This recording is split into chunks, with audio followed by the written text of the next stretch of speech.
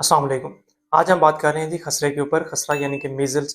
Measle या खसरा एक वायरल डिज़ीज़ है और ये एक्सपोज़र से फैलती है, यानी कि किसी आपके मोहल्ले में किसी बच्चे को हुई हो, स्कूल में किसी बच्चे को हुई हो या फिर आपके कोई किसी रिलेटिव को हुई हो, आपने उधर विज़िट किया है, तो ये वहाँ से फैलती है। और इसके फैलने की जो चंद चीज़ें होती हैं, क्योंकि वायरल डिज़ीज़ है तो ये रेस्पिरेटरी जो है ट्रैक से फैलती है, यानी कि आपके छींकने से फैलती है, आपके नज़ले ज़ुकाम से फैलती है, चिन के छींकों से फैलती है और इसके अलावा आप खाँसी करते हैं उससे फैलती है।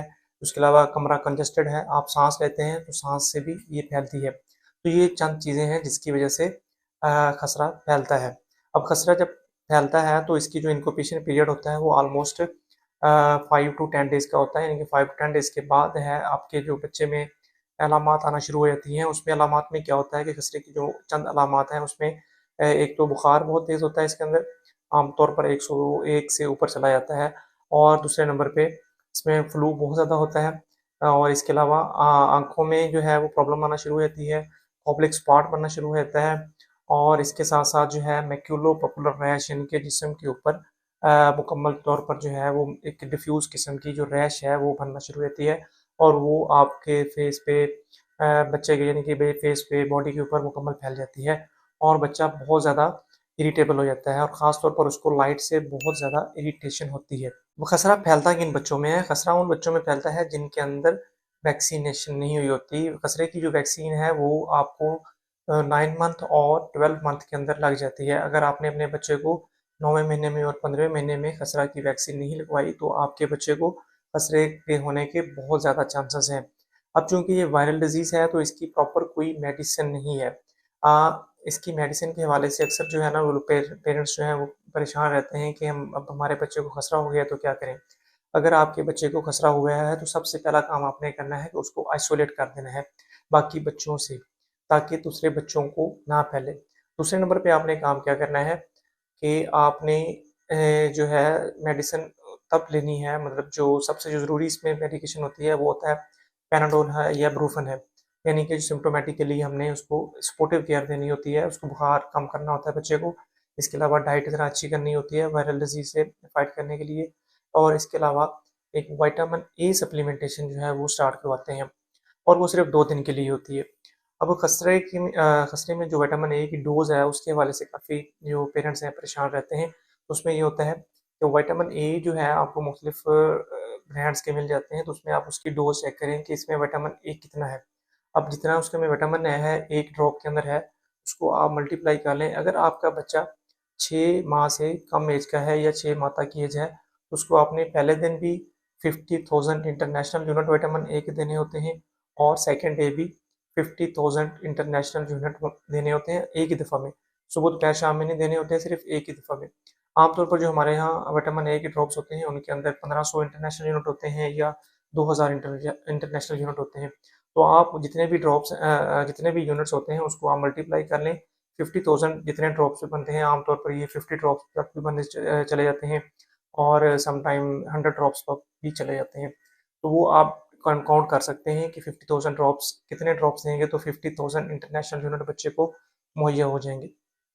इसी तरह अगर आपके बच्चे की एज है 6 माह से ऊपर है और 12 माह तक है, तो उसमें आपने 1 लाख जो है वो देने होते हैं। इसमें आपने बच्चे को 1 दिन पहले दिन में देने होते हैं और फिर सेकंड डे आपने फिर 1 लाख यूनिट देना होता है।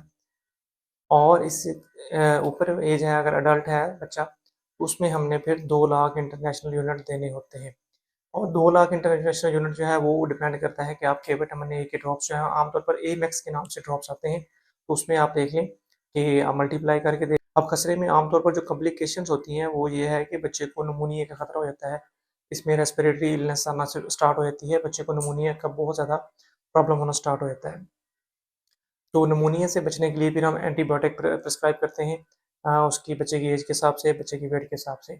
और अगर बच्चा ओरली ले रहा है तो ठीक है, अगर ओरली नहीं ले रहा यानी कि सिरप वगैरह फॉर्म में नहीं ले रहा, फिर इसको हम इंजेक्टेबल एंटीबायोटिक स्टार्ट करवा देते हैं। और इसके साथ-साथ अगर बाज़ औक़ात बच्चे को इनकैफ यानी कि दिमाग की जो सोज़िश है या दिमाग का इन्फेक्शन भी हो जाता है इसकी वजह से, तो उसमें फिर हम उस कंडीशन के हिसाब से उसको ट्रीट करते हैं। आमतौर पर परेशान होने की ज़रूरत नहीं होती। ये 5 टू 7 डेज़ के अंदर खुद ही रिज़ॉल्व हो जाता है, अगर आप सपोर्टिव केयर अच्छी दें, बच्चे को आइसोलेट रखें, अच्छी ग़िज़ा दें और पैराडोल या ब्रूफन कोई भी सिरप आप देना चाहते हैं, बुखार के लिए वो दे सकते हैं। फ्लू से बचने के लिए आप एंटी एलर्जिक ऐड कर सकते हैं और विटामिन ए की सप्लीमेंटेशन के साथ आपका बच्चा बिल्कुल जो है वो नॉर्मल हो जाएगा 4-5 दिन के अंदर। लेकिन अगर आप देखें कि अगर कोई आई की डिज़ीज़ आ रही है, आई की इन्वॉल्वमेंट हो रही है क्योंकि इसमें आइज़ का जो है बहुत ज़्यादा प्रॉब्लम होता है, तो फिर आप प्रॉपर अपने डॉक्टर को चेक करवाएँ आई के हवाले से भी और निमोनिया के हवाले से भी और ब्रेन के जो इनकैफ हो जाता है, इन्केफेलाइटिस हो जाता है, तो उस हवाले से भी अपने डॉक्टर से ज़रूर रुजू कर लें। तो इससे बचाव के लिए जो सबसे ज़रूरी चीज़ है वो है वैक्सीनेशन, इसलिए अपने बच्चों को वैक्सीनेशन लाज़मी करवाएँ। वैक्सीनेशन का चार्ट आपके सामने आ रहा है, इस हिसाब से आप अपने बच्चे को वैक्सीनेशन लाज़मी करवाएँ क्योंकि हमारे यहाँ ये सबसे पहले जो बच्चे को रैशेज़ वगैरह अपीयर होती हैं तो पेरेंट्स समझते हैं कि शायद कोई स्किन प्रॉब्लम है, तो हमारे पास आते हैं तो हम उसको फिर अकॉर्डिंगली जो है मीज़ल डायग्नोज़ करके उसकी बाकी चीज़ें सारी हैं, हिस्ट्री, एक्सपोज़र वगैरह और बाकी कॉप्लेक्स स्पॉट्स और चीज़ें बाकी सारी देख के उसको हम मीज़ल डिक्लेयर करते हैं और उसके बाद उसकी मीज़ल्स की मैनेजमेंट स्टार्ट करवा देते हैं। अगर मीज़ल्स के हवाले से, खसरे के हवाले से या किसी भी स्किन के हवाले से, आपकी डिज़ीज़ के हवाले से अगर आपके माइंड में कोई क्वेश्चन है तो आप नीचे कमेंट में ज़रूर पूछ सकते हैं। बहुत शुक्रिया, अल्लाह हाफ़िज़।